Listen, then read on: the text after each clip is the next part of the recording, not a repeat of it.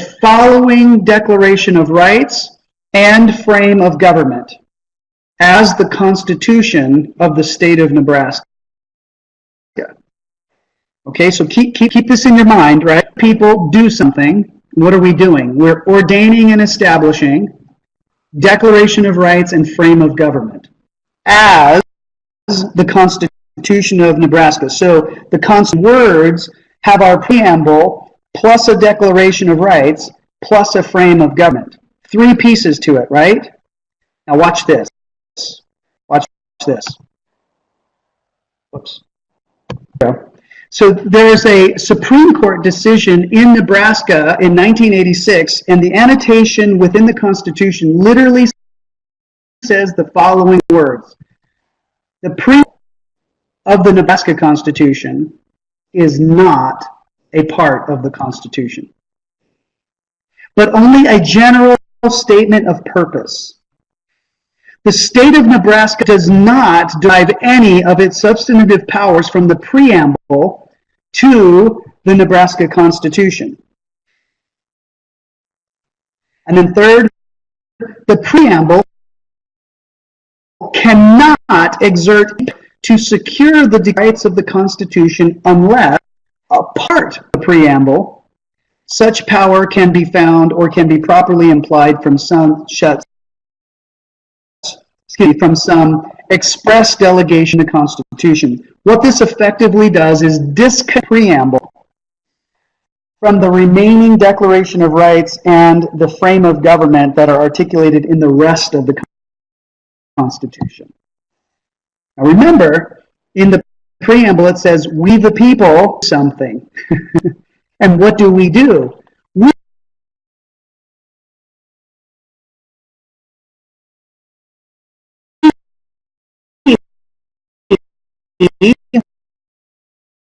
are going very important and unfortunate for the people of Nebraska.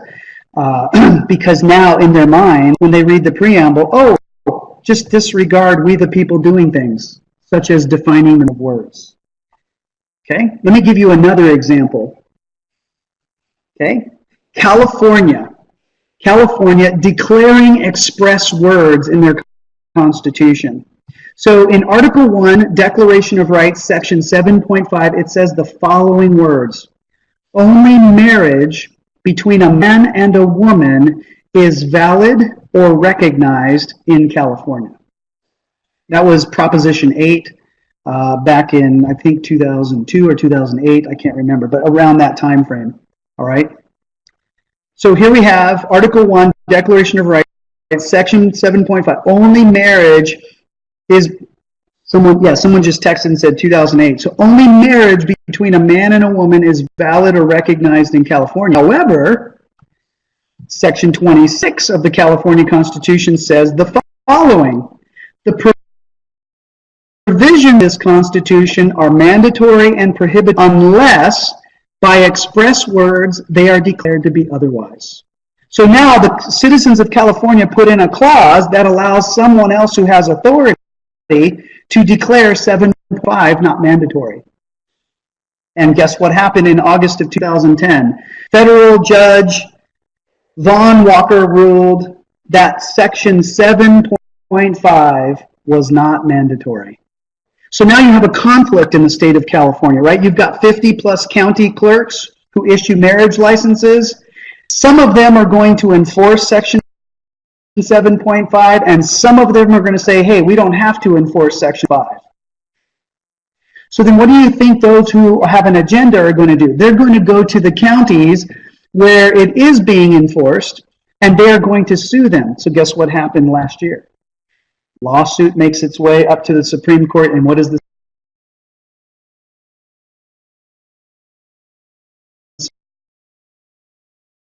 Supreme Court do? Yes, that is unconstitutional. If you're going to issue a license, you have to issue it to everybody. So what did the Californians do to themselves when they amended their Constitution? They shot themselves in the foot, because the first step was get someone to declare it not mandatory.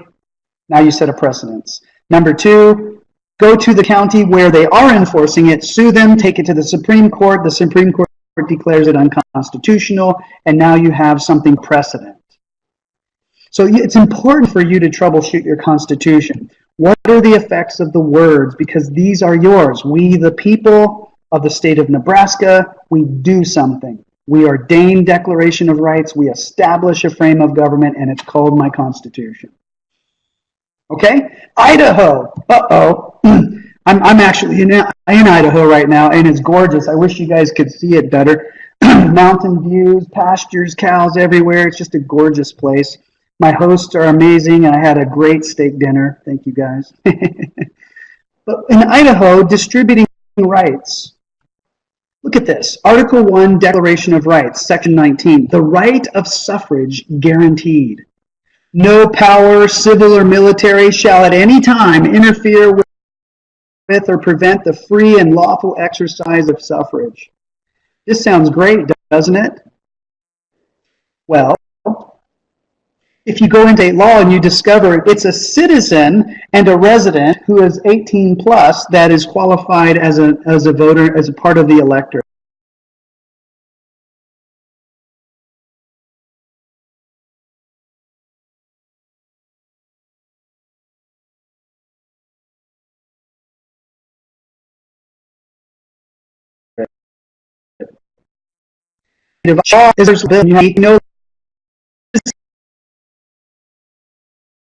As the requirement extremely blurred, this is no longer clear because it's clear language. Who has the right, though, vote? Anyway, that's a whole nother conversation.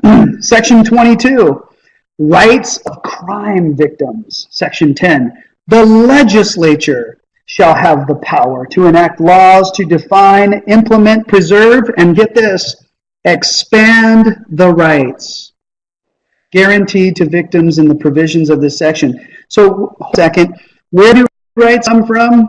That goes back to the principles of the Declaration of Independence, right? And Idaho cannot be repugnant. Idaho cannot be repugnant to the principle of the Declaration of Independence. We hold these truths to be self-evident that all men are created equal and are endowed by their Creator with certain unalienable rights. Do rights come from your legislature? You have to be careful. Victims' rights, that's a genuine problem. But what happens when you give, through the words in your Constitution, the authority to your legislature to expand the rights? You ever consider that? What kind of future might you have? Section 26, the rights to hunt and fish. It's a great right, but listen to the language in your Constitution. The rights to hunt, fish, and trap shall forever be managed through laws, rules, and proclamations. So now you have the right to hunt and fish, but guess who gets to manage your right? There's a difference between securing the right and managing the right. You can blur the two. We're just simply securing your right. Well, securing your right has now shall forever managed through laws, rules, and proclamations. Virginia, this one's a big one, blurring boundaries. Article 7, local government, Section 1, definitions. Regional government means a unit of government organized as provided by law within defined boundaries as determined by the General Assembly. Wow. Okay, so regional government is enshrined in the Virginia Constitution. It means a unit of general government. It's organized by law within defined boundaries determined by the General Assembly. But check this out. Section 3, powers. The General Assembly may provide by general law or special act that any unit of government, okay, remember, regional government is a unit of general government, right? Any unit of government may exercise any of its powers, perform any functions, participate in the financing thereof, jointly or in cooperation with the Commonwealth or any other unit of government within or without the state of Virginia. Guys, I wish I had a whole hour to explain to you why this right here is a virus in the system of Virginia. So it's a unit of government created by another unit of government. So it's government of the government by the government for the government. Right? So the General Assembly creates it, then defines its boundaries, and then it says the General Assembly law that any one of those units of government can exercise any of its powers, perform any of its functions, and participate in the financing thereof with any other unit of government anywhere. That's how broad that statement is. With any other unit of government within or without the Commonwealth. You just blurred the boundary of Virginia. And in the state that Thomas Jefferson was one of the governors who wrote the principles of the Declaration of Independence. Where James Madison, who wrote the parts of the Federalist Papers arguing for a Republican form of government, lived. And Monroe and George Washington. That's it, that state. So you might want to consider, as you critically think about your Constitution, how do I troubleshoot the words? Where are the boundaries blurred? Where are the jurisdictions unclear? Separation of powers how are the separation of powers being blurred? And where is control being increased or decreased? Arizona. Ooh, man, giving it life. What is it? Well, this is Article 13, Section 5 of the Arizona Constitution. The right of municipal corporations, artificial and juridical person, to engage in business or enterprise which may be engaged in by a person, a natural-born person. So if you live in the city of Mesa, for example, you're toast, because now the city of Mesa, it can own property, it can own business, it can engage in those things, and what else can it do with you? It can arrest you, it can confine you, it can eminent domain your property. You're now, in your own constitution in Arizona, you now have a conflict of interest with your own government because it has more control of you because it can do the same things as you. I hope that makes sense. That's some crazy stuff right there. Colorado. Woo! Colorado, consolidating control. Article 20, Home Rule Cities and Towns, Section 1. The first 5 sections of this article are all about the city of Denver. The municipal corporation known as the City of Denver is declared to be a single body politic and corporate by the name of the city and county of Denver. When I go to Section 6 and they actually talk about other cities and towns, A, the creation and terms of municipal officers, agencies, employments. I gotta tell you guys, home rule cities and towns is the strategic move to condition you to blur the difference between executive and legislative control of power, reduce the executive control of the current sheriffs, clerks, treasurers, etc. And then look at this, the creation of police courts as well as the creation of municipal courts. Pretty wild stuff, guys. Look at this one. This blows me away. Section 6, Home Rule for Cities and Towns. It's the intention of this article to grant and confirm to the people of all municipalities coming within its privileges or provisions the full right of self-government. All the while blurring the lines of executive and judicial control of power and reducing the unequal control of your executive officers. Such a manipulating, in my personal opinion, a manipulating of the phrase self-government. Section 8, conflicting constitutional provisions declared inapplicable.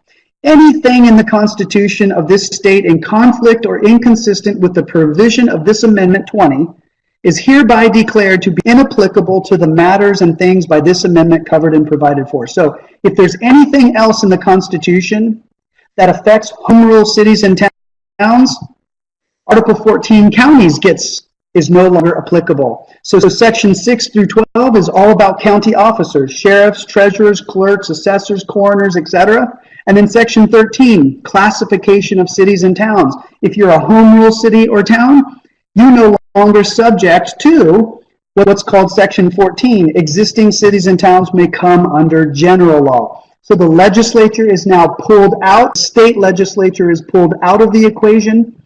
The home rule city is called what they call self-governing. It blurs legislative and executive powers together. And guess what happens?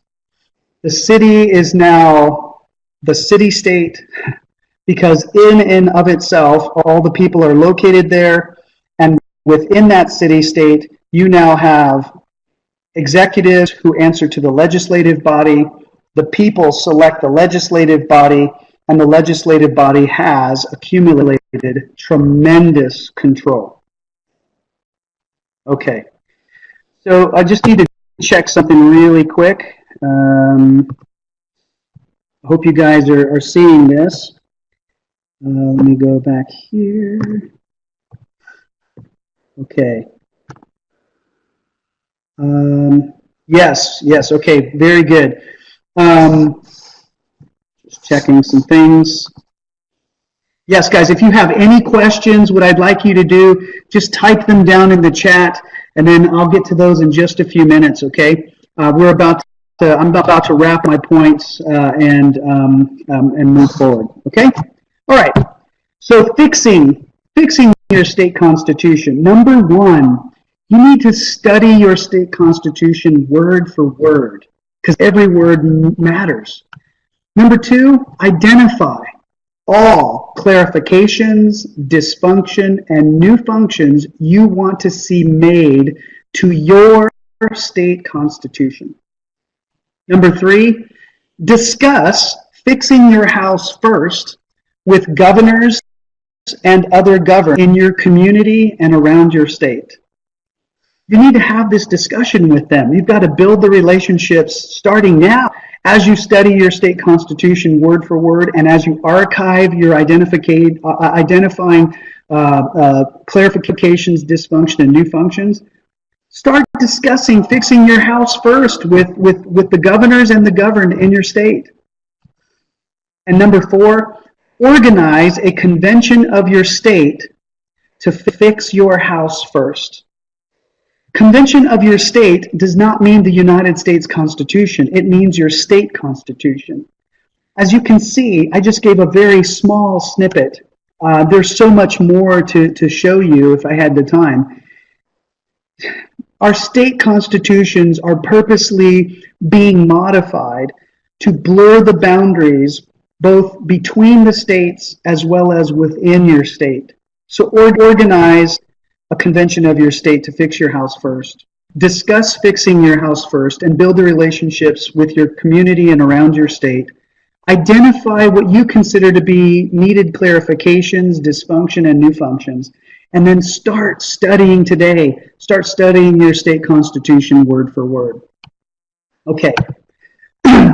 How do you do this? Well, when you clarify word meaning, you need to look for, like, for example, define the word person. What does it mean? Get that into your constitution. When we say we the people, comma, we mean natural-born persons. We don't mean juridical, artificial, legal persons, right? When we say all political power is inherent in the people, we're not referring to juridical, artificial, legal persons like municipal corporations. We're referring to you and me. I had a kid in Mississippi the other day, and I was going through, and I was, what's a person? And he goes, this is a 14-year-old boy, and he goes, oh, I would just walk up to one and say hello. You need to get that into your constitution. What does a person mean? Fundamental principles. You know, in Arizona, there's a clause in their constitution that says, a frequent recurrence to fundamental principles, and so on and so forth. And I'm like reading this thing going, what's the frequency and what are the principles? They're not listed there, but it sounds really good. So define it. Actually define what does frequent mean and what are the principles, fundamental principles we're referring to. Power versus control. This is unclear language. We've discovered this language in the 21st century. It's something you should consider adding to a distribution of powers article, and if your state doesn't have a power control distribution article, you should consider adding it.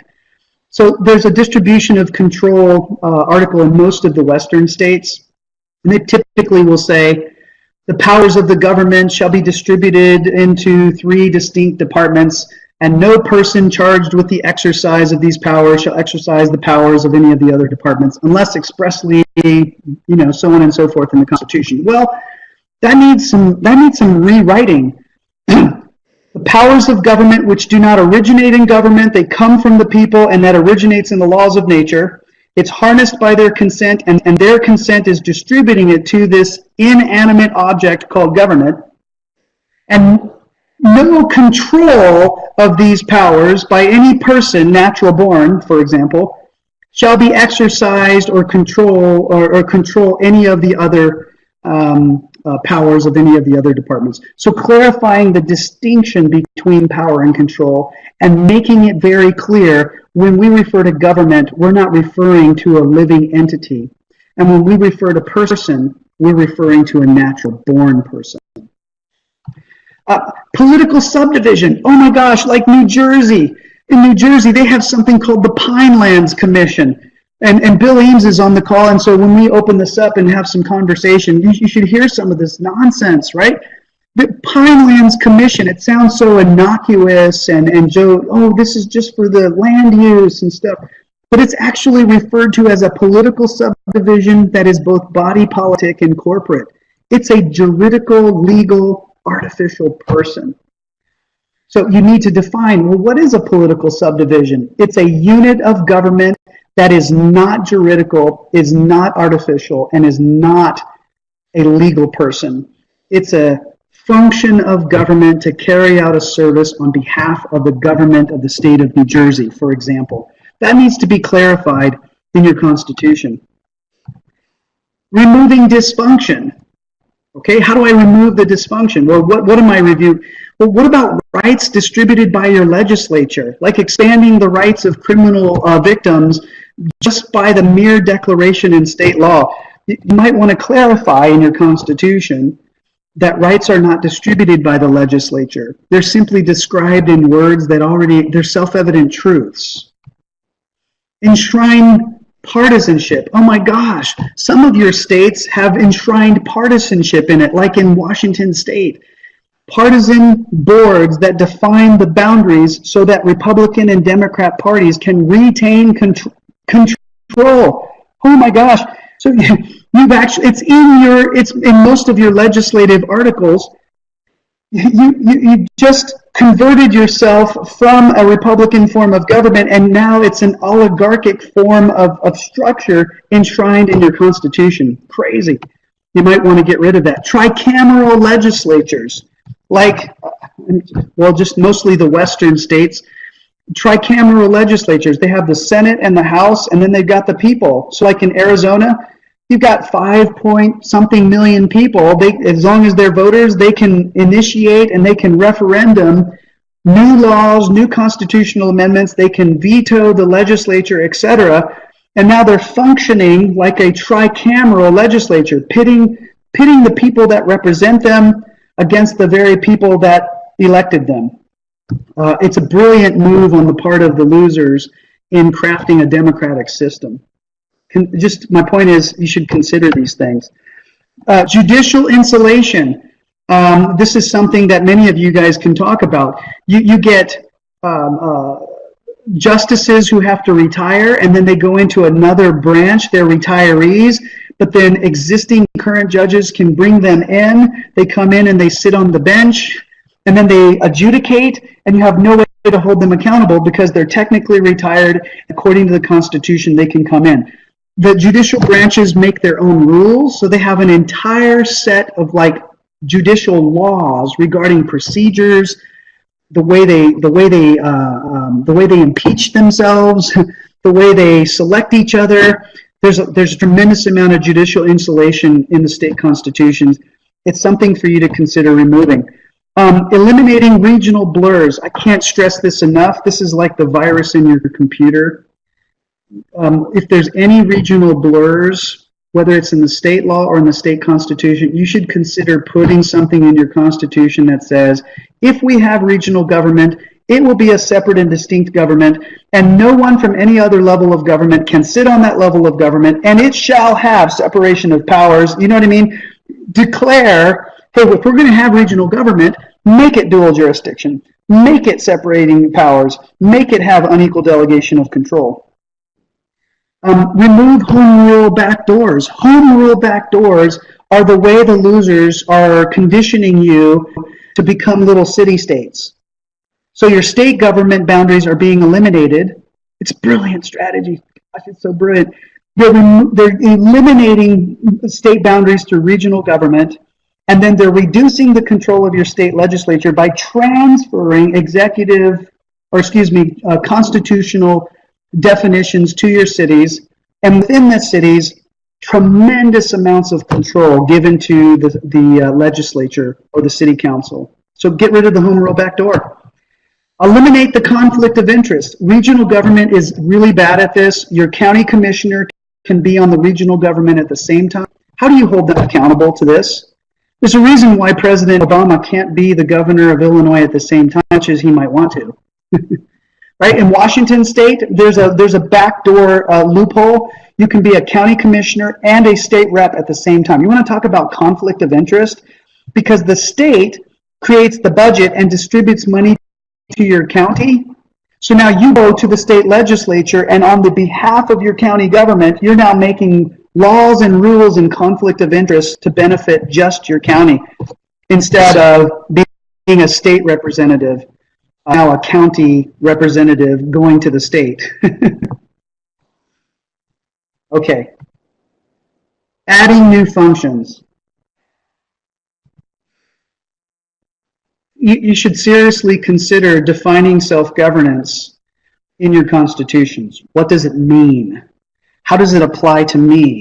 I'm a governed. I mean, this is what began my political activism, is like, I don't understand this. I can take over the Republican Party, become an elected official, try to fight this battle the way it lasts 150 years. Forget that. And I discovered this phrase that came from the founders, self-governance. And now Center for Self-Governance has been discovering more principles on a daily basis, it seems like. So why not define it? And then define the governed's responsibilities for being self-governing in your Constitution. What does it mean to be governed and be responsible to be self-governing? Define it. And why not have that conversation anyway, even if you guys never get to a convention of your state? Define it. You have a tremendous impact on your culture and the way the governed think if you can initiate these kind of discussions. Number two, why don't you enshrine foundation and applied civics? And I don't mean CSG's training. I enshrine it. Make it, instead of it being a checkbox on a curriculum thing, make it, this is what our state does. We do foundation civics. It's against the law not to. You do apply civics. It's against the law not to. Enshrine it in your Constitution. Make it so that the government's responsibility, their self-governance, or their self-governing principles are enshrined through their civic training. I would highly recommend that you make regional government a dual jurisdiction. Make it so that it separates executive, legislative, and judicial powers, and then create unequal control. Because right now, it's a virus in your republic. The boundaries are unclear to you, and as a result, the governed don't know that it exists. It's government for your county, city, and school government officials, whether they're elected, appointed, or employed. They can sit on both. They can be on your city council while they're on the regional government at the same time. Separate the jurisdictions. Enshrine it in your constitutions. Separate the powers within the jurisdiction. Right now, regional government doesn't separate executive, legislative, and judicial powers. It's all blurred into one single jurisdiction. Guys, that's how North Korea operates. And I don't mean to sound scary. I'm just saying that's how North Korea functions like that. There's no separation of ELJ powers. And then finally, create unequal control. Do not allow your county, city, school, state officials to be a state official and sit on regional government at the same time. Force them into, make it so that it's enshrined in your constitution. You're either a county commissioner or you're a regional governor, not both. Okay? All right. So let me wrap this up and then we can open up for questions and so on and so forth. First of all, CSG does a self-study guide that you can buy. It's a study program. It's $10 plus shipping. You can do this all by yourself. We have them designed specifically for your state. We also do a class. We call it the State Study Program. It's $25 a student. We do it live only now. And if you want, you can join online. So like on Sunday, I'm in Idaho. I'm going to do a state constitution class with them. The workbooks are extra. You can request this through our website and so on and so forth. We're trying to make videos of this. So, hey, would you consider donating to CSG through our website so we can get these videotaped, and then you don't have to wait for an instructor or whatever. This is something you can do at a self-paced program. Another thing to consider is we have a core training program. It's called Foundation and Applied Civics Training. There's 5 levels, 35 hours of classroom, 25 hours of training exercise. The tuition is incremental for each level. So if you decide it's not for me, you just paid the tuition up to that point. But the total for the 5 levels is $365. Again, you can request through our website and that email. Regional government, for me, this is my personal thing. Regional government's a big deal as far as I'm concerned. It takes 2 to 3 hours. It's $25 a student. We do it on live or live. We're building workbooks right now. They're not ready yet, but we will have a study guide, a self-paced study guide for students if they want it. And then lastly, I've taught a couple of county